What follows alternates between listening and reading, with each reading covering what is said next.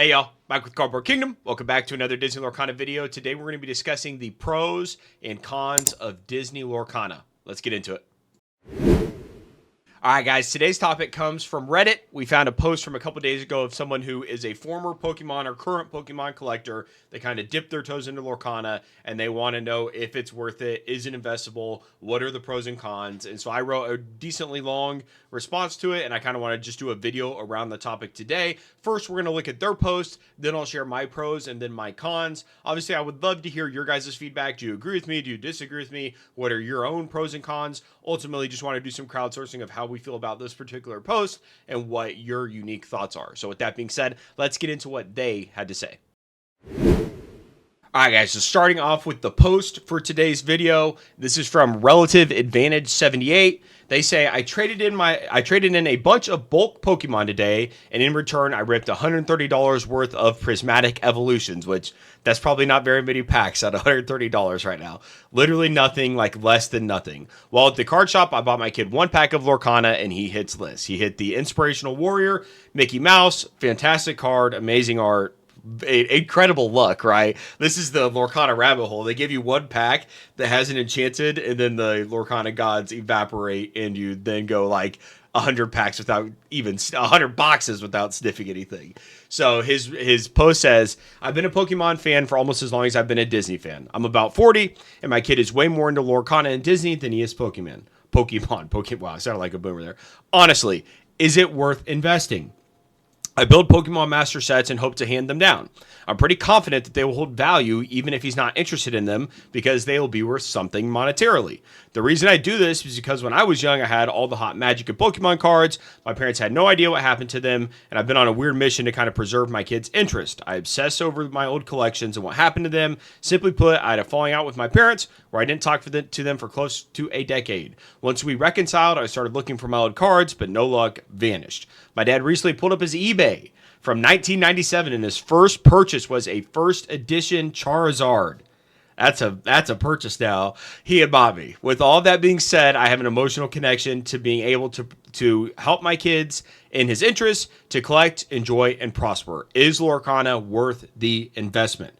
I feel like Disney is hit and miss when it comes to value and collecting. I know some people are going to say it doesn't matter if you and your kid enjoy it. It does matter because it's a huge investment and it would be irresponsible to spend with no return. So I think this resonates with a lot of us in terms of those of us who have kids and we want to know about the future of Lorcana, and we don't, we want to enjoy it, but we don't necessarily just want to throw infinite money at this if it's all going to go to zero. I resonate with this poster for a lot of different reasons. First and foremost, my childhood collection was either thrown away or donated to a church as well. So all of my Pokemon cards were gone. Went away to college, never to be seen again. Now I will say, I'll give my parents credit. They did keep mine and my brother's baseball card collection from the 90s, which is all just like peak junk wax baseball cards worth absolutely nothing. So they did get rid of the worthless Pokemon Kids game, but we kept the old baseball cards that were printed to a billion and have literally no value even now, 30 years later. So my parents went through a very similar trajectory. Now we didn't have a falling out. It is what it is, right? But I do have a deep desire to relive the emotional connection I have with the 90s, opening Pokemon cards and building my collection as a kid, now as an adult, right? A ton of us have it. That is why Pokemon is doing what it does. And by the way, guys, that is not inherent to us or unique to us. It is inherent to us as humans. People did this in 90s. That's why the baseball junk wax era happened, or the sports card junk wax era happened in the 90s. People from the 50s and 60s and 70s were older in the 90s. They had money to collect, and there was a huge resurgence of those cards. So they were printed to an absolute massive demand, thus making them worthless. There might be some correlations there to current Pokemon. I'm not saying that for a fact, but there's a lot of similarities there, right? That's not the point of this video. But I just resonate a lot with this poster in terms of their overall sentiment, their questions, and possibly, dipping their toe into Lorcana. Obviously, I am head first, like 10 feet underwater at this point. So that is the post, and it's once again, it's a good one to talk about because I think it resonates with a lot of us. So with that being said, the main question is Lorcana investable? I replied to this post, which we're about to get into, and I kind of took a pros and cons approach and then gave my summary, which we'll get into now. All right, guys, before we get to the pros and cons, in case you're new to my channel, I think it's probably appropriate that I explain how I am qualified to talk about this. I very much have a lot of skin in the game, so I'm coming at this with an incredible bias. But at the end of the day, I probably have one of the biggest Lorcana collections in the world. I have some of the most expensive cards in the entire hobby. I have some of the least valuable cards in the entire hobby and every card in between. I own probably 99% of a card. If a card exists, I probably own at least one copy of it in most cases. And so I am once again, as vested as one can be as it relates to Lorcana. So with that being said, let's get into the pros and cons. All right, guys, so now let's get into my response from the post. I took a very serious approach to this post because a lot of the comments were the typical, like, don't invest in TCGs, invest in the stock market, or making fun of Prismatic Evolution's pull rates and how much money that he wasted trying to chase Prismatic. So I wanted to provide some real insight and dialogue, right? This person is interested in becoming a serious collector, so I took a very serious approach to it, just sharing my experience. What I said is amazing pool. Congrats to you guys. Just saw this post, but feel compelled to provide some real dialogue here. As someone who's gone headfirst into Lorcana, here is my POV. Pros. It's an IP that I can share with all three of my kids, my wife, and my wife. Frozen, Encanto, Mickey Mouse, Winnie the Pooh, etc., with the addition of Pixar coming next year. My son and I are going to go wild on Toy Story and Lorcana. As a fact, I cannot wait. I'm excited for Fabled. I'm excited for Rated Jafar, but bring on 2026, baby. I cannot wait until I can teach my oldest Lorcana. I fully intend for Lorcana to be our family game night of choice, right? I've discussed that a lot on this channel. You guys know that about me. I'm very, very excited about the game in general. The game itself is very fun. As someone who hasn't played TCGs in 15-ish, really 20-ish years, only played a small amount of Pokemon and some Yu-Gi-Oh! When I first got into Lorcana, it was strictly to open packs and collect with my oldest daughter. Over time, my friends got into the game and we all began playing as a group, and then even started attending a tournament that happens with each set called Store Championships, Set Championships. Obviously, you guys watching this video know what I'm talking about. This has been a ton of fun. I look forward to these days as much as I do attending an NFL game. So as a lot of you guys know, I have season tickets to the Kansas City Chiefs. Those are some of my favorite days of the year. Get out with all my, just like get away from the family, right? Just some time with the guys, tailgate the Chiefs games, just, you know, be a dude, hang out, have some drinks and relax. Those are awesome. Those are obviously amazing days, just kind of hang out with the bros. But attending a Set Champs event, or even if it was just like a league night or a tournament, whatever, I'm starting to look forward to those days just as much because it's, you know, going with my friends to do something else. And Lorcana is just a ton of fun, right? So those days I anticipate very, very much. As soon as one happens, I'm thinking 3 months down the road, when is the next one? So like absolutely love the game itself. Long-term potential, kind of shifting to the investment side. When you talk about investing specifically, I don't think there's any other TCG with higher potential when that comes with tremendous risk. But right now, Lorcana is absolutely the black sheep of the TCG collector community. The people that are here now are just pure organic fans, oftentimes brought in from out of the TCG ecosystem entirely. Myself and my friends as an example, a lot of you guys as examples. We might have some Pokemon cards, we might have other Magic cards, etc. But a lot of us, like I was not interacting in the TCG space before Lorcana for a decent period of time. Disney and Ravensburger, the company producing Lorcana, have both been around for 100 plus years, delivering at a high level. The Disney IP is worth vastly more than Pokemon and any other TCG. The game itself is incredibly fun, and they continue to deliver at a high level. They have to continue to deliver at a high level, but right now they are crushing it. This is basically goes back to the picture I always paint of whether you're on a cruise, a Disney cruise, you could be exposed to Lorcana. If you're at Target in the board game section, you could be exposed to Lorcana. Obviously, if you're at the parks all the way around the world, then you could be exposed to Lorcana. You could turn on your TV and turn on Disney Plus and be exposed to Lorcana in a world where A, they're just advertising it there, or B, they have some sort of animated series around it, right? That is definitely something that could happen. You could be going to the movie theaters to see the new Moana movie, the new Encanto movie, the new Toy Story movie, you name it. You could be given a promo that could get you involved in Lorcana. There's a lot of different ways to be involved in Lorcana, and no one can vertically integrate people into the ecosystem as well as Disney can, not even Pokemon, right? So that speaks to the long-term potential. Global growth. After being on the market for 15 months, they have released in North America, Europe, Asia, and soon Latin America. The game is growing at an insane pace. Once again, tip of the cap to the Ravensburger team. That this goes they do not get enough flowers for the rate at which they have expanded. Pack opening value, more so than other TCGs, a good portion of the time, you'll come out with some value in Lorcana because of the playable singles. If you set up a TCG player account or an eBay account to sell the singles, this helps to be able to continue to chase enchanteds. Obviously, this can happen in other TCGs, specifically like Magic, that are very gameplay oriented. Magic, from what I understand, does a good job of this in terms of like, you're going to get some stuff that you can sell regardless, but this does not happen in a game like Pokemon, where the playable cards have absolutely no value the majority of the time. I mean, the poster of this particular post said, I opened $130 of Prismatic and I got literally nothing, right? So that happens a lot in Pokemon. There's high highs. You could pull a Umbreon and it could be a $500 card, or you could pull nothing and the packs are literally worth nothing. So I love the fact that when I can get a box at a really good rate, like the Arcasia's Island, when it came out, I got a very fair rate, and I definitely was plus EV while opening packs. That's a fantastic experience. Last but not least, thriving competitive scene. We're on a bit of a low right now awaiting information, but when we look back at the most recent events, they sell out in seconds, thousands of spots. People from all over the world traveling to compete to have a chance at some very rare trophy cards when they that have held their value incredibly well. So those are my pros, right? A lot of you guys who watch my channel, you know how I feel about Lorcana. Let's get into the cons, and then kind of my summary here. So the cons. Other TCGs are more liquid for collectors right now. The demand for non-meta enchanteds is rather low, despite them being nearly impossible to pull, right? This goes back to, I overvalue pretty much every enchanted more than the market does, or promo, etc. Like the value that I assess to these cards is very different than what the market assesses them to be worth, the value that they assess. And so I am a buyer in this market, and I've continued to be a buyer essentially since I entered Lorcana. There's been, I've kept 95% of the cards that I've opened or bought. I've definitely sold some cards, right? Sold thousands of cards, but my intake is significantly higher than my outtake.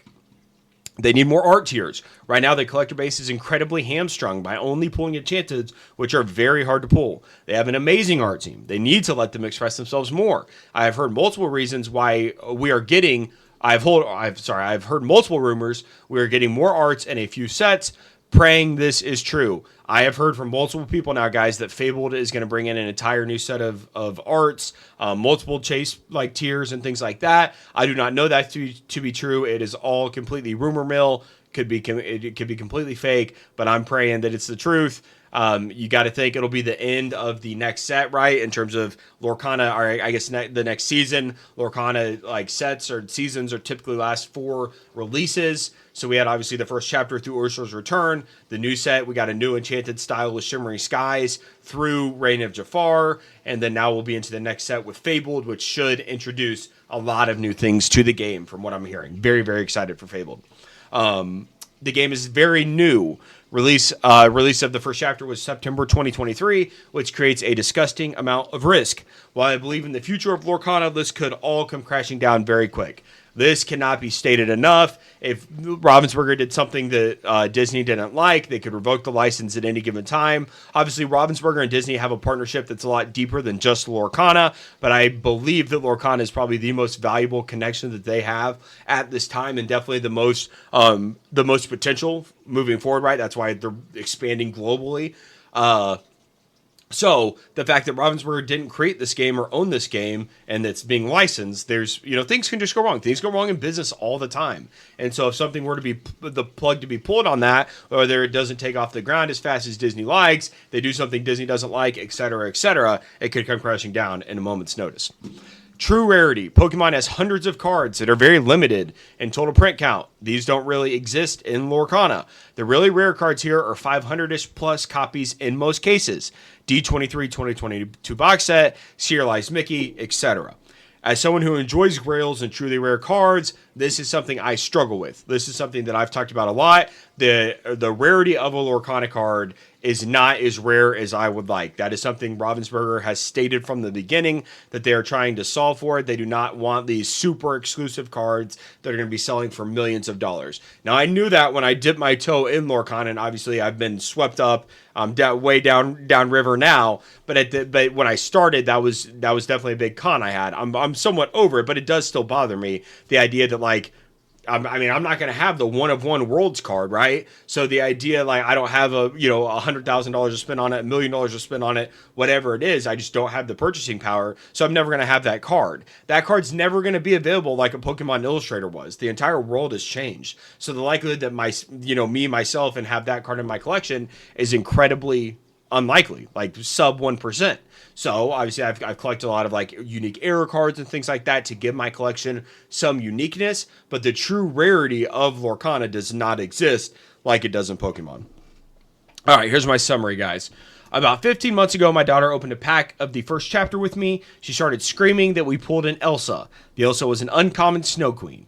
No cold foil, just a regular uncommon. She was ecstatic that her favorite character was on a card that she could touch and hold. At that moment, everything changed for me. My connection to this IP, to this game, through my daughter's experience can never be the same. The amount of joy she had in that moment, combined with my love of TCGs growing up in the 90s, completely changed the trajectory of Lorcana for us. Fast forward to Arcasia's Island, we got very lucky and pulled the Donald Duck Enchanted. My daughter was literally jumping up and down, running around the house, screaming. She was so excited. She doesn't know that it's worth money. All she knows is that it looks pretty and it's a character that she knows and loves. As a father who used to love collecting Pokemon, nothing can change or nothing can provide what Lorcana does for us right now. I have sold the majority of my Pokemon Grails and I do not regret it one bit. Hope to see you around the collecting streets. The art is amazing. We just need more of it. So that's kind of my synopsis, rebuttal to this person's post. Obviously, they didn't ask for any like sort of like long form. Like I said, most responses are pretty short, but I felt compelled. Obviously, this is something. This is pretty much the reason my entire channel exists, right? So it's something that I feel very passionate about. I think by and large, just to kind of put a cherry on top, and then I would love to get your guys' thoughts here. Lorcana is, I'm very deep in Lorcana. It is my day-to-day like grind. Like obviously I have my career. I'm with my kids whenever they're home from school before they go to bed and everything like that. But apart from like if I have free time, like a lot of it is being spent in Lorcana. It's completely consumed the majority of my like free time or hobby time, and I'm absolutely in love with it. So I know that, as I write this post, there is a thick amount of bias that is coming from me being the one that's writing this post. But I mean, it when I talk about like the experience that I have with Lorcana, like when my daughter opened that Elsa and she's screaming and she's so excited, I can just like see myself as a kid like pulling my favorite Pokemon out of a Pokemon pack, and she's doing that with her favorite characters. Elsa is now tangible in her hands. This princess that she dresses up as, that she embodies her personality around, she's now holding it and she's ecstatic. Like as a father, seeing your child go through something that you also have a deep connection with, me being Pokemon, like it changes everything. And so then when you fast forward even, 7 sets down the road and she's opening Arcasia's Island and we pulled the Donald Duck, I mean, she was ecstatic. She was taken back at how beautiful the art was. And this is not, it has nothing to do with financial stuff. It has nothing to do with the investment stuff, but these are core connections that we are building with Lorcana and with this IP and with this brand. I was not a Disney adult. I grew up in the Midwest, very blue collar family. We weren't going on vacations, and we certainly weren't going to Disney, right? When we did go, we do like a road trip to like the lake or something. Like there wasn't any extravagant location or vacations. I've taken my 2 oldest to Disneyland. We had a great time, but once again, I'm not a Disney adult. We didn't have the money for that growing up, and we live in the Midwest, so we're not buying any of that. But this connection with Lorcana, and obviously, we watch the movies and we have a connection with Disney, right? Just not like the typical, like, prototypical Disney adult experience. But through Lorcana, we have it's been ingrained in us and developed in us, because only Lorcana in terms of TCGs can provide that experience that I had there that I just illustrated.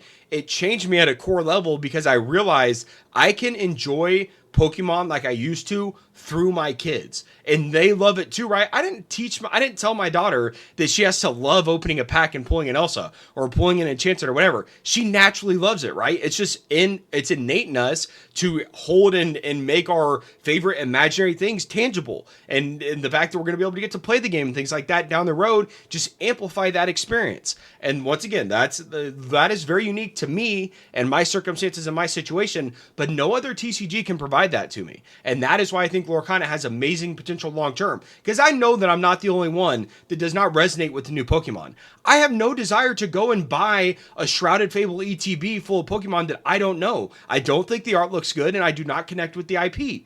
But there's got to be people who share that with me, who also, if they were to open a pack, would trigger that exact dopamine rush that I had watching my daughter have it. And then soon enough, my son, as you know, he's 3 right now and he's still literally eating cards, but once he's old enough, begin to open packs. My youngest daughter, you know, my baby girl who was just born, she's 9 months now, get to go through this exact same experience as she comes of age, and she begins watching Frozen and Encanto and all this different stuff. And we're watching the new Toy Story and the Pixar movies. Like, Lorcana is here to stay, and it's going to be here for a very long time. Yes, they need to clean up. We need more rarities. They need to fix the art thing. They need to improve communication. We need to get some, communication around worlds and competitive events and things like that. But that stuff is all noise. The stuff that matters is that core connection that they can form, and no one can do it better than Lorcana. So getting back to the investment piece, that is why I am so heavily positioned here. Once again, it is all free money,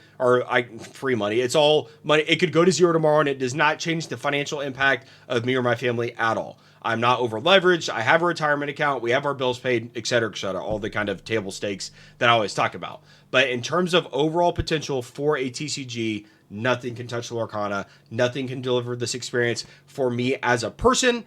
And I think that there is a lot more of, some of you and people who don't even know about Lorcana yet that can share this exact experience that we had growing up with our childhood, who we don't, I don't resonate. I don't want to have to fight for, product, or I don't want to have to, I don't resonate with the new Pokemon. I don't connect with that stuff. Like, I want my Squirtles, my Charmanders, and my Bulbasaurs. Like, those are who I want. My Mews, my Mewtwo's, etc. So the new stuff just doesn't do it for me, but I know that there's other people out there who want to interact with Lorcana. All right, guys, now that I have my long-winded rant and response for rebuttal, my pros and cons for Disney Lorcana, I would love to hear your thoughts as well. Do you share similar experiences to me? Are you completely different? Regardless, I would love to hear your experiences. This is quite literally the entire reason why I started this channel, is because I wanted to talk with other collectors, wanted to talk with other people. Look, you might not want to collect Lorcana at all. You might collect Lorcana as much as I do, right? I don't care. I would just love to hear your guys' thoughts, because I just enjoy talking about it more than anything else. So with that being said, guys, thank you very much for watching. I hope you all have an amazing weekend, and we'll be back with some more content soon. Bye.